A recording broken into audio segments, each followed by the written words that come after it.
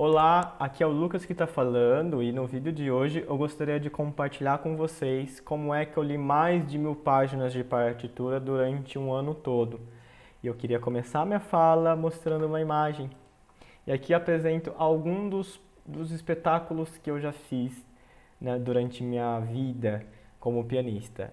O fato é que eu fiz um pouquinho mais, eu fiz aí centenas de espetáculos, incluindo óperas musicais, apresentação com banda, concertos, enfim, casamentos. Eu já fiz aí centenas ou quiçá milhares, né? Eu acho que não cheguei nessa margem dos milhares, mas eu com certeza já fiz muito espetáculo na minha vida. E agora eu queria falar como é que eu cheguei nesse número, 1000 páginas. Em 2016, 2017, 2018, eu tocava em média 5 espetáculos por ano. E cada espetáculo tinha aí umas 200 páginas de partitura. Uns tinham um pouco mais, outros tinham um pouco menos. O fato é que a média aí era de 200, tá? Então eu li aí por volta de 1000 páginas durante esses anos. Aí aqui eu queria falar um pouquinho da minha vivência como pianista. Uh, Desde quando eu estava na época do conservatório, eu ganhei uma bolsa de pianista correpetidor. O que é um pianista correpetidor? É aquele pianista que vai tocar com outros instrumentistas. Então, por exemplo, um violino, ele vai estudar uma peça na qual o piano faz parte da composição. Então ele precisa de ter um pianista para tocar as partes de piano, né? Ou então ele está estudando um concerto para violino e orquestra. É claro que ele não vai ter uma orquestra à disposição a qualquer momento para ele poder ensaiar. Por isso, alguns editores de partitura fazem uma redução da orquestra inteira para piano, tá? Porque é mais fácil encontrar um pianista para poder ensaiar, envolve muito menos pessoas, né? Isso é muito comum na prática musical. Não só, eu dei o exemplo de violino, mas todos os instrumentos, trombone, violoncelo e principalmente cantores. Cantores, eles sempre precisam de pianistas para poderem estudar, para poderem preparar algumas peças. Então esse é o trabalho de pianista correpetidor. Que na época do conservatório eu ganhei uma bolsa, então desde ali eu comecei a já trabalhar nessa área. Quando eu cheguei em Ribeirão Preto, eu tive a oportunidade de crescer nessa área, tá? E poder me desenvolver um pouco mais. Aí que tá essa quantidade de espetáculo. Porque quando eu me especializei, comecei a estudar mais, eu comecei a praticar, eu comecei a ter trabalhos a se fazer, tá? Isso é muito importante. Então, por exemplo, tinha esses 5 espetáculos, sempre precisa de um pianista para poder ensaiar tudo isso. Então eu era esse pianista que fazia esse tipo de coisa, né? Então eu tinha que ter uma leitura muito rápida, eu tinha que preparar essa quantidade de música muito rapidamente. E o fato é que se eu não tivesse um dinamismo e tivesse já tido uma experiência anterior, enfim, eu não ia dar conta de tudo isso, tá? E eu acho que aí que está o ponto. O grande segredo, né, para eu conseguir ter feito isso é porque eu desenvolvi uma boa leitura à primeira vista. Então agora a gente tem um outro conceito, tá? O conceito de leitura à primeira vista. O que significa isso, leitura à primeira vista? É quando um instrumentista, aí a gente pode incluir pianista, violinista, qualquer pessoa que leia a partitura, ela consegue ter uma fluência quando ela está executando uma partitura pela primeira vez. Isso é leitura à primeira vista. A leitura à primeira vista dispensa o estudo da partitura de maneira nenhuma, tá? Então, quando você lê uma partitura à primeira vista, e você consegue desenvolver aquilo de alguma forma, é um primeiro contato que você tem com a partitura e depois desse primeiro contato você vai desenvolver o trabalho de detalhes, de colocar a nota no lugar certo, entendeu? Mas o importante é ter essa leitura muito bem desenvolvida para conseguir dar conta do recado, né? Que é tocar inúmeras páginas de partitura. Agora, eu queria mostrar para vocês algumas dicas pontuais aí para que vocês possam conseguir desenvolver uma boa leitura à primeira vista, tá? Espera aí, só um instante. Então a gente tem alguns principais erros relacionados com a leitura de partitura. O primeiro deles está relacionado com não ler o contorno. E eu vou explicar mais para frente como isso funciona. E o segundo erro é começar pelas microestruturas. Tá? Então vamos para o próximo slide. Espera aí. Então, o primeiro erro, tendemos a não ler o contorno melódico. E aqui eu trouxe o exemplo de uma melodia, uma simples melodia. Aqui seria executado pela mão direita no piano, tá? A gente tem aqui algumas figuras musicais colocadas dentro de uma pauta.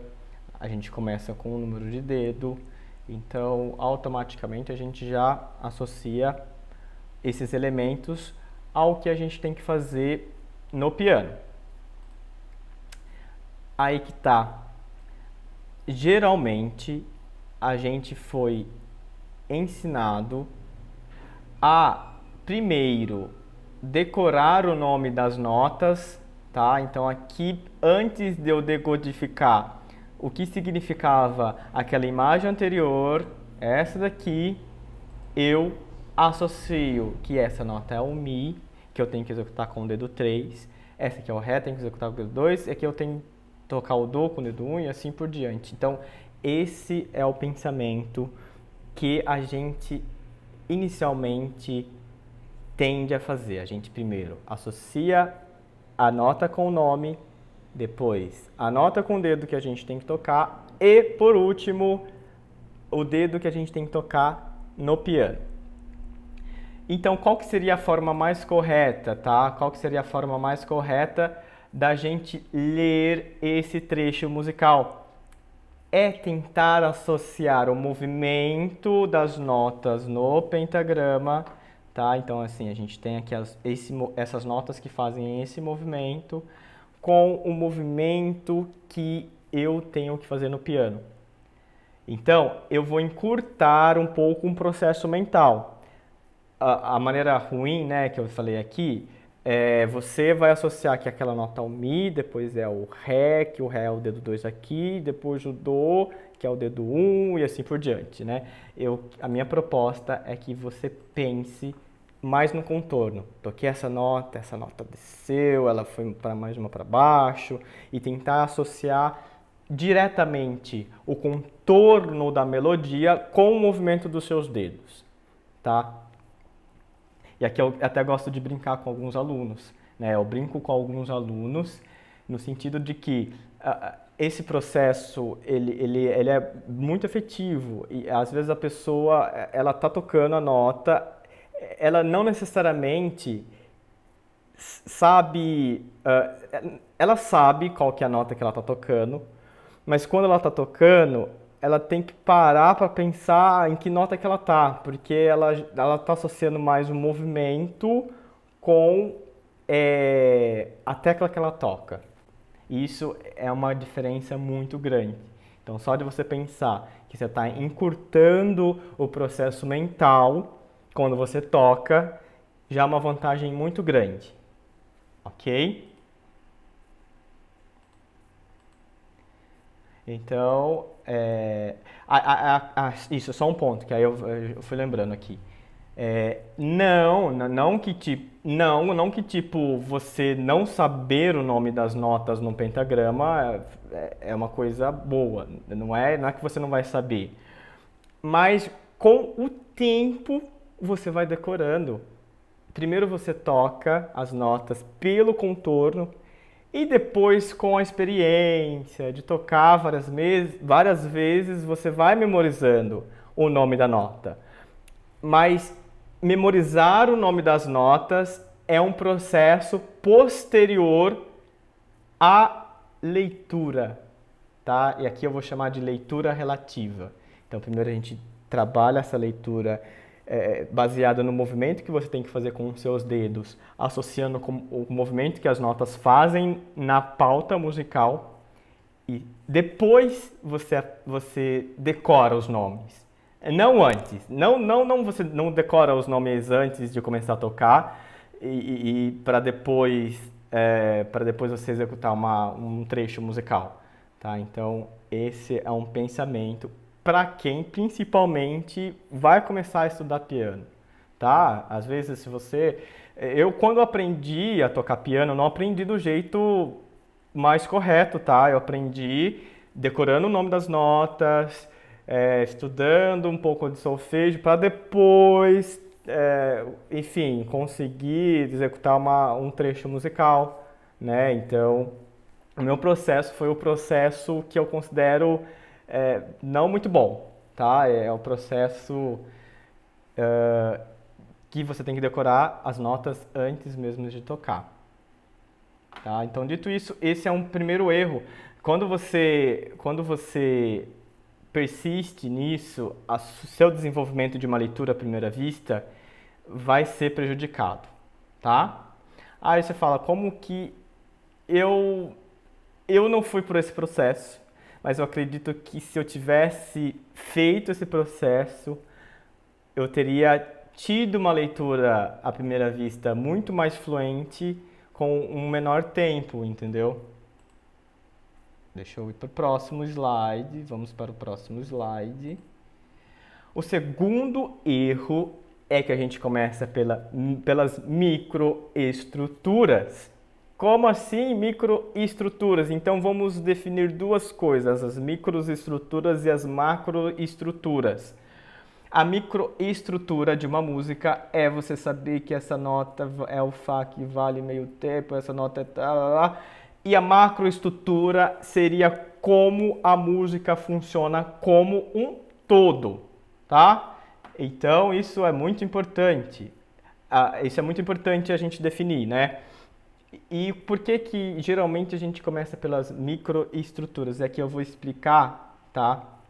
Eu vou explicar para vocês. Primeiro a gente vai lá e olha que nota que começa, e a gente tem que olhar mesmo que nota que a gente tem que começar, né? Mas aí a gente começa a ver, então aqui eu vou tocar o Fá, esse aqui vale meio tempo, e daí depois eu tenho que tocar esse aqui, ó, Lá, que vale meio tempo, e aqui é o Dó, e o Lá, o Dó, o Lá, meio tempo. Acontece, aí que está o problema, Quando você começa essas pequenas estruturas, você não faz sentido, tipo, você analisar isoladamente cada nota, porque essas notas elas estão inseridas dentro de um contexto musical, dentro de uma estrutura maior.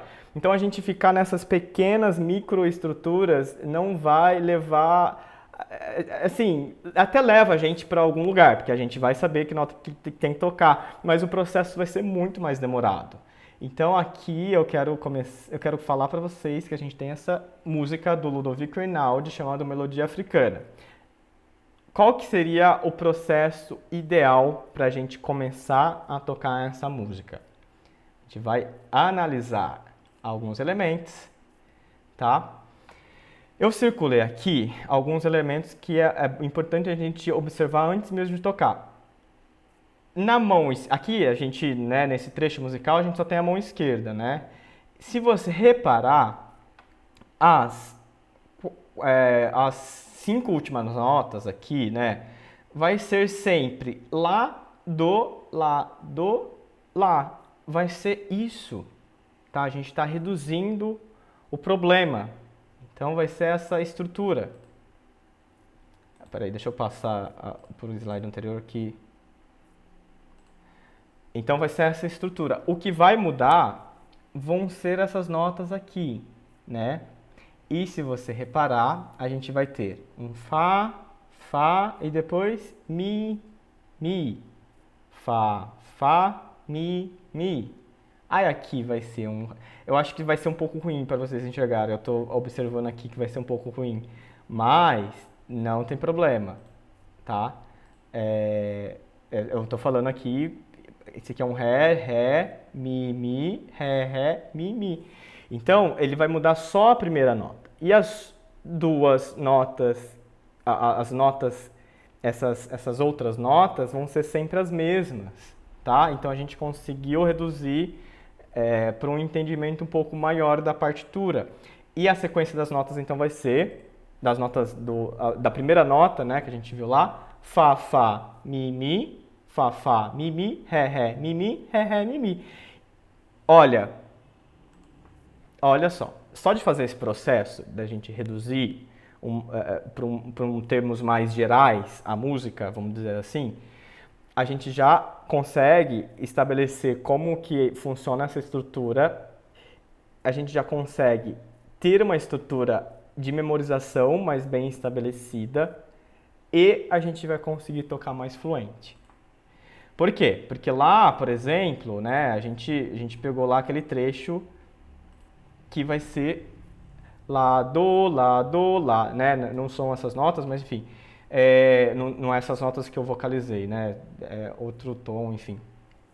Então vai ter sempre essa estrutura, né? Do Lá, Lá. O que vai mudar a nota do baixo? A gente já decorou que vai ser Fá, Fá, Mi, Fá, Fá, Mi, Ré, Mi.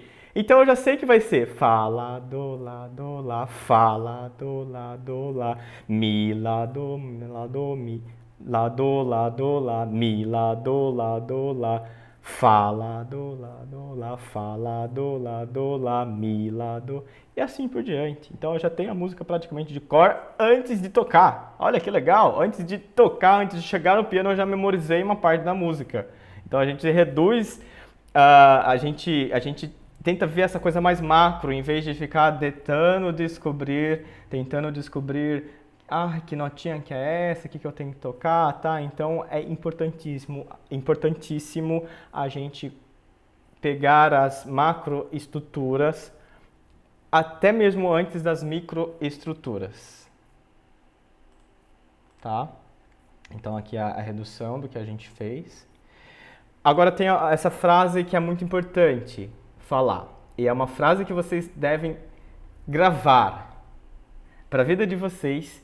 Eu, inclusive, quando eu estava preparando essa apresentação, né, nesse vídeo que eu estou fazendo para vocês, eu já tinha ouvido essa frase, eu pesquisei na internet para ver se foi de algum pianista, enfim, de algum professor, que estava escrito em algum livro, mas eu não conseguia encontrar, então me falaram em algum lugar, em alguma palestra, algum professor de piano me falou, ficou gravado dentro de mim, então eu vou escrever com as minhas palavras o conhecimento que eu tive de alguém e eu não vou saber falar quem foi, tá? Mas a frase é o seguinte: não existe problema técnico no piano que não possa ser transformado em uma estrutura mais simples para o estudo, ok? E por que eu estou falando isso para vocês? O exemplo da melodia africana que a gente fez agora há pouco. A gente tem uma estrutura que para uma pessoa que está começando a ler partitura, aquilo pode ser muito complexo, né? Tipo, ela vai bater o olho e falar, meu Deus, o que significa tudo isso? Mas você viu que a gente conseguiu reduzir aquele problema técnico para uma coisa muito mais simples? E esse conceito vai ser válido desde peças simples, né, para quem está começando e para a gente que está intermediário é mais simples, até as músicas mais complexas do Liszt, do Chopin, a gente consegue reduzir a uma estrutura mais simples para a gente conseguir estudar, para depois a gente ter uma fluência um pouco maior. Então, gravem essa frase, tá? outra coisa que eu queria falar para vocês, e eu acho que resume bem a minha fala aqui hoje, reconheça os padrões e os transforme em estruturas mais simples para serem repetidas, ok? É isso, assim. Eu acho que a grande sacada desse vídeo, o que vocês têm que levar para a vida de vocês como pianistas, é simplesmente aplicar esses dois conceitos, né? Tentar ler mais pelo contorno da melodia e conseguir olhar mais para a macroestrutura, tá? Ah, mas como é que eu faço isso? Como é que eu pego uma partitura e vejo essas macroestruturas, né? E começo a não ver tanto pelas microestruturas? Primeiro vai ser a prática. Quanto mais você praticar, quanto mais você tiver envolvido com a leitura musical, mais fácil você vai bater o olho, você já vai conseguir saber quais são as estruturas que estão ali, tá? E isso vai incluir você pegar a peça simples. Você pegar a peça simples para quem já está no nível intermediário, né? Ou enfim, para quem está começando, né? Você olhar para essas peças simples e começar a desenhar na sua cabeça, e, enfim, e isso vai ajudar a desenvolver muito a leitura, tá? Sem sombra de dúvida, o que fez eu conseguir executar a quantidade de músicas que eu toquei, que eu toco hoje em dia, foi justamente essa habilidade de conseguir bater o olho e reduzir uma estrutura complexa para elementos mais simples. E que se tratando de leitura à primeira vista, isso também é um outro ponto importante que eu vou ressaltar aqui.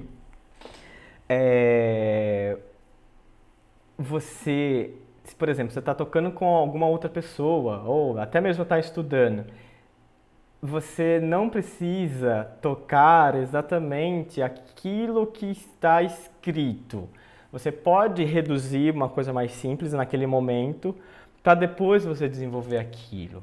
Então, por exemplo, se você tem que tocar, tipo assim, uma sequência de 3 notas, vai ser, por exemplo, do, mi, sol, mi, do. Eu não necessariamente preciso de repetir essas notas, às vezes eu tocando as 3 ao mesmo tempo, para aquele momento funciona bem, entendeu? Então, essa habilidade de saber reduzir as macroestruturas, né, a gente conseguir entender isso, com certeza, sem sombra de dúvida, é o que vai fazer você ter um hiperdesenvolvimento na leitura musical, tá? Bom, eu acho que é isso que eu tenho para falar para vocês. Espero realmente esse vídeo impactar em vocês de alguma forma, tá? E espero vocês numa próxima. Tchau, tchau!